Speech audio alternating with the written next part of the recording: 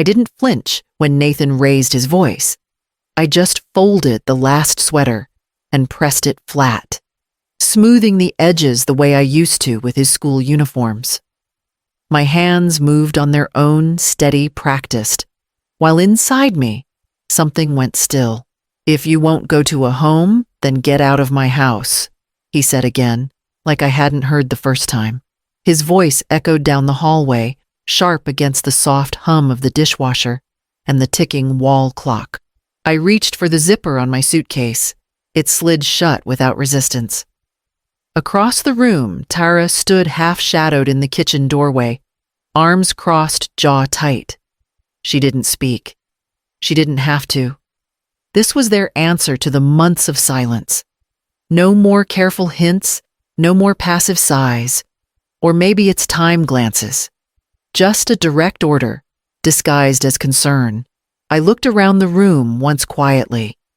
The framed photo of Toby on the nightstand. The stack of folded towels I'd left by the bathroom door. My knitting basket. Everything small and ordinary, nothing worth arguing over. I didn't argue. I'd stopped explaining myself a long time ago. Nathan had already turned away. He always left after he dropped the blow, as if walking off made it cleaner. I waited until his footsteps faded down the stairs, then picked up my phone. I hadn't texted Marshall in almost 4 years. Not since the funeral. I typed. No greeting, no punctuation. "Can you come get me?" Then I stepped out onto the porch and sat down, slowly letting the suitcase rest against my leg. The early light was breaking over the driveway, quiet and gray. I wrapped my sweater tighter and stared out past the hedges. Inside the house moved on without me. I could hear Tara laughing too loud too soon. I didn't cry. Instead, I watched the street, and I waited. I used to sit at this table with Toby on my lap, feeding him mashed bananas, while Tara scrolled through her phone. Now I sat alone, cupping lukewarm coffee I hadn't really wanted. His toys were still scattered across the floor, a plastic dinosaur, a puzzle piece wedged under the chair. But the invitations to play had stopped weeks ago. From the living room, I could hear Nathan's laugh deeper, now more relaxed than it ever sounded when I was nearby. Tara's voice followed, rising in that practiced pitch she used when guests came over. It struck me that lately, I had begun to feel like one of those guests. That morning, I had lingered in the hallway outside the nursery, pausing at the sound of Tara's voice. "She's always around," she whispered. "She naps a lot. It's like having another kid." I stood still. Breath held. Nothing about the comment surprised me. What hurt was how easy it was for her to say out loud. I went back to my room and lay on top of the made bed, eyes open, hands folded. I didn't nap. I didn't even blink for a long while. Later, Nathan came home with something tucked under his arm. I knew what it was before he even opened his mouth. The brochure was glossy, folded neatly, already creased in the corner from his reading. "It's just something to look at," he said, laying it next to my plate like a napkin. "She'll be safer there," he told Tara. Not me, though I was sitting right there. I didn't touch my food. I waited until they left the table and took the dishes with them. Then I rose slowly and carried my coffee to the sink. I watched the brown swirl circle the drain, the last of the warmth fading from my hands. I wiped the counter, straightened the chair, walked back to the bedroom without a word. In the nightstand drawer beneath the Bible and the birthday cards, I pulled out a folder I hadn't touched since I moved in. The folder was exactly where I left it, beneath the stack of birthday cards between the old insurance papers and a note Toby once scribbled in crayon. I pulled it out gently, careful not to wrinkle the edges. The pages inside were still crisp, the ink sharp. The lawyer had printed my full name in bold letters. He'd even left a space for my signature at the bottom. I never signed it. Nathan said it wasn't necessary, said it complicated things, said we were family and family didn't need paperwork to prove trust. Back then, I believed him. When I moved in, they were drowning. Tara had just left her job. The mortgage was climbing, and Toby was teething through the night. I gave them $112,000 to refinance, no questions asked. I also stocked the fridge-covered utilities and handled the baby's doctor bills for the first year. Tara said she needed time to adjust. I gave it. Now I stood in the doorway of what used to be the guest suite and watched as Tara peeled wallpaper samples off a roll, holding them against the wall like a showroom consultant. "We're thinking of turning this into a proper office," she said. "Nathan needs space to work from home." My bookshelves were bare, my books packed into boxes I didn't touch. The quilt from my mother, gone from the bed, now folded near the front door, like something being returned. "We need the space," Tara added. "You're still welcome in the den." I nodded, once tight-lipped, and went back to my room. The quiet there wasn't restful anymore. It was hollow. I slid the folder into my handbag beneath my scarf and wallet. Not out of spite. Out of clarity. They had made their plans. I would start making mine. I sat on the edge of the bed and listened to footsteps moving down the hall, voices drifting from the kitchen, a laugh that didn't include me. The hum of the engine reached me before the tires touched the curb. I was still sitting on the porch, hands folded in my lap, when the black BMW rounded the corner and rolled up the drive like it belonged there. Nathan glanced out the front window and muttered something about the neighbor. Then Marshall stepped out. Tara appeared behind the screen door. I heard the sharp intake of her breath as she recognized him. Her eyes flicked to me, and for a moment I saw something flicker in her expression. Not guilt. Not yet. Just confusion, laced with fear. "I came as fast as I could," Marshall said, as he approached. His voice was warm but steady. He took my hand briefly, then turned to the suitcase beside me. We didn't need to speak. He knew. We loaded the car in silence. He took the heavy side. I took the quiet one. Nathan came stumbling out just as Marshall closed the trunk. "Mom, wait, can we talk? This is all happening too fast. Maybe we didn't mean it that way?" I didn't answer. I looked past him. Through the front window, I saw the crayon drawing. Toby made last month crooked houses and big suns taped to the glass like hope. I turned to Marshall. He reached into his jacket and pulled out a plain white envelope. "Give this to your lawyer," he said flatly, pressing it into Nathan's hand. Nathan opened it there on the driveway. I didn't stay to watch his face change, but I knew what he'd find: a copy of the unsigned deed I never filed, and a formal letter requesting lien review and reimbursement options. No threats, just facts. Marshall opened the passenger door for me. I slid in and buckled my seatbelt. As we pulled away, I looked back once. Not at Nathan, not at Tara. At the small square window where Toby's drawing fluttered in the breeze, still taped in place. The road ahead was quiet. Marshall didn't say anything, and neither did I. Not until we reached the river. The first thing I noticed was the silence. Not the cold kind that settles between people, but the kind that wraps around you like a quilt. Marshall's guest condo was quiet in all the right places. No slammed doors, no footsteps above me, no whispered strategy sessions behind paper-thin walls. I made a cup of tea and sat by the window. The river moved slow and steady below, unbothered.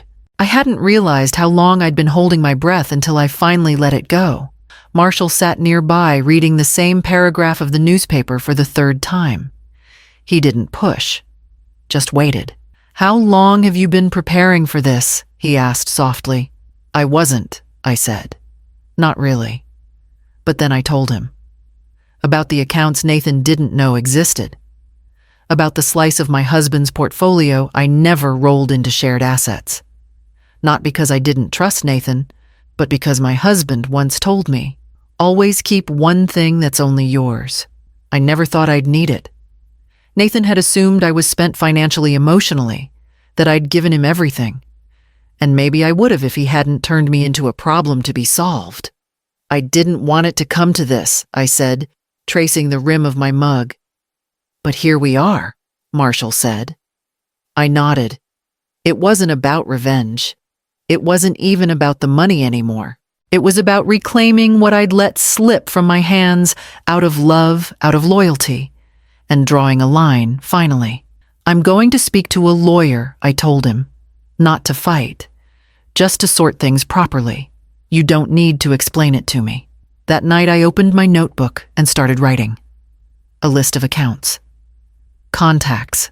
Loose ends. Then at the bottom, I began to draft a new will. I crossed Nathan's name out before I even finished the first sentence. I slept with the window cracked slightly open. The breeze smelled like pine and earth. It reminded me I still had time. In the morning, I called the real estate attorney. The lawyer's office smelled faintly of coffee and old carpet, the kind of place where decisions get made quietly and thoroughly. Marshall sat beside me, hands folded, while I laid out the folder, every receipt, every draft, every dollar accounted for. The attorney, a woman about my age with calm eyes and a deliberate voice, listened carefully. When I finished, she turned to me and said, "Since the deed transfer was never filed and the funds weren't gifted in writing, you have full legal standing to reclaim them through court or negotiated repayment." I nodded. I wasn't here to sue my son. I just wanted out properly without shouting or shame. I'd spent 2 years being careful. Now I needed to be precise. I'd prefer to file a notice, I said. Asset recovery only. I'm not interested in drama. She understood. We drew up the documents. $112,000 plus modest interest. Nothing more than what I gave, adjusted for time. Before I left, I added one more request, a temporary freeze on the educational trust I'd created for Toby. Just until things settle, I said. The lawyer didn't ask why. She didn't need to. That night, back at what used to be my house, Tara must have found the legal envelope. She started texting within the hour. "We didn't mean to push you out. It's all a misunderstanding." Then another. "Can we talk? Nathan feels awful." Nathan tried calling twice. I watched the phone ring until it went silent. If they wanted to speak, they could do it through the address listed on the paperwork. I sat at Marshall's kitchen table and sorted through 2 years of transactions. Electric bills, grocery runs, formula, clothes, gas. I printed them out and laid them end to end across the counter. There it was, the full pattern. I wasn't just a guest. I was the quiet subsidy that made their life work. And when they were done with me, they handed me a brochure and a time limit. I clipped everything into one file and slid it into a clean manila folder. In the morning, I'd deliver it to the firm myself. Marshall knocked gently on my door one afternoon, holding his phone. "Message from Nathan," he said. "He says Toby misses you. Wants to know if you'll meet them this weekend." I said yes, but I made the terms clear. Public park, 10 in the morning. No talk of money, no sudden changes. Saturday came with soft sun and quiet air. I arrived early and sat on a bench under a maple tree, the kind that would flame red in a few weeks. I didn't have to wait long. Toby spotted me first, shouting my name and barreling into my arms like nothing had changed. I knelt to hug him, heart knocking against my ribs.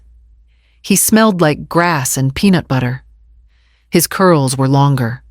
I held him longer than I meant to, and when I let go, I kept one hand on his back just to feel that he was real. Nathan hovered nearby, trying to smile. "You look good, Mom," he said. "I didn't expect well. I'm glad you came." I nodded, but didn't answer. I'd promised myself I wouldn't let the warmth of Toby's hug blur the lines I'd drawn. Tara wasn't there. I didn't ask why. Nathan tried to bridge the space between us with lightness. "She's upset," he said, after a while. "Didn't mean for things to go this far." I glanced at him but said nothing. It was easier not to speak than to lie. The silence stretched between us, unbroken by apology or recognition. Toby climbed onto the bench beside me and handed me a stick he'd found shaped like a lightning bolt. For your books, he whispered. A magic bookmark. I smiled and reached into my bag. I brought you something too. I placed a small envelope in his hand. Inside was a library card registered in his name, the first he'd ever owned. You can check out anything you want, I said softly. No one tells you what to read. He beamed. I kissed the top of his head, then stood. Nathan watched me, eyes hopeful and hollow all at once. I didn't look back. I walked until the sound of Toby's giggles faded behind me. The email came late at night. No greeting, no signature. Just Tara's tone, crisp and cutting. You're punishing the whole family over a misunderstanding. Below it, a screenshot. A Facebook listing. My old guest suite available for rent. Private entry, fully furnished. She'd even added staged photos carefully angled to hide the door where my quilts used to hang. I stared at it for a long moment, then hit forward and sent it to my attorney without a word. The next day, the final notice went out. Nathan and Tara had 30 days to either repay the amount in full or prepare for court. I also requested the bank open a refinancing audit, citing my contribution to the original mortgage. The bank moved quickly, quicker than I expected. Marshall looked across the table at me as I relayed it all. You don't have to go further, Maureen, he said. You've made your point, but it's your choice. I'm not trying to destroy them, I said quietly. I just want the mess cleaned up. And I did. I wasn't angry anymore. Not in the way I had been. I wasn't carrying heat in my chest or spite in my hands. I just wanted the facts to settle where they belonged. Tara had chosen her move, a rental post before the dust had even cleared. She'd already made space where I used to sit. I watched Marshall sip his coffee, then turned my eyes to the window. The river outside was steady, endless, without urgency. It moved the same way every day, no matter who thought they controlled it. I didn't send a reply to Tara's message. There was nothing left to explain. That afternoon, I took the documents the lawyer had prepared and made copies for my records. I sealed them neatly into folders and placed them in the drawer next to my passport and Toby's birthday card. When the phone rang that night, I let it ring. The silence after was gentle. By morning, the bank had sent an official request for mortgage documentation. The email came with the subject line, "You win." Nathan didn't bother with pleasantries this time. He just wrote, "The house is yours. Just stop this. Please." I didn't answer. There was nothing left to say. The bank had demanded full documentation of all home-related financial contributions. Every dollar. Every transaction. I imagined Nathan sitting at the kitchen table shuffling through receipts he never kept, trying to build a case out of crumbs. I'd lived in that house long enough to know his systems, paper bags, junk drawers, guesswork. Tara took her name off the house 2 days later. The deed was updated quietly. Then she packed up and moved into her sister's apartment on the west side of town. It wasn't dramatic, just efficient. Like most exits that come too late, I wasn't watching any of it unfold in person. I had other plans. The day after the bank closed the review, I finalized the sale of my ownership share back to the bank itself. Clean and above board. No fanfare. The check arrived in my name. I signed it over the next morning, straight to the town's new literacy center. It had once been an abandoned storefront near the library. Now, with the right funding, it would open its doors by spring. A space with shelves and light, and people who still believed that reading changed things. I visited the site later that week. The new director, a bright woman named Janelle, welcomed me like I was just another neighbor. I didn't correct her. I didn't mention Nathan, or the house, or the past. I brought in a box of my old teaching supplies, phonics cards, handmade flashbooks, a battered copy of Charlotte's Web that had survived 1,000 story times. I set it on the table and smiled. Not as Nathan's mother, not as someone's burden, just as Maureen Ellery. That night, I walked home alone, slow and steady. There was no one waiting to ask where I'd been, and for the first time in years, I didn't feel the need to justify my steps. The morning light came through the windows without hesitation. No footsteps above, no doors closing just out of reach, just birdsong and the gentle creak of the house settling into itself. I poured my coffee and stepped onto Marshall's porch. The wood was warm beneath my feet. The river shimmered in the distance, moving on its own time. I breathed in the day before it asked anything of me. The apartment would be ready next week. A quiet second-floor unit with a view of the park and a short walk to the library. Mine. Not borrowed. Not offered with conditions.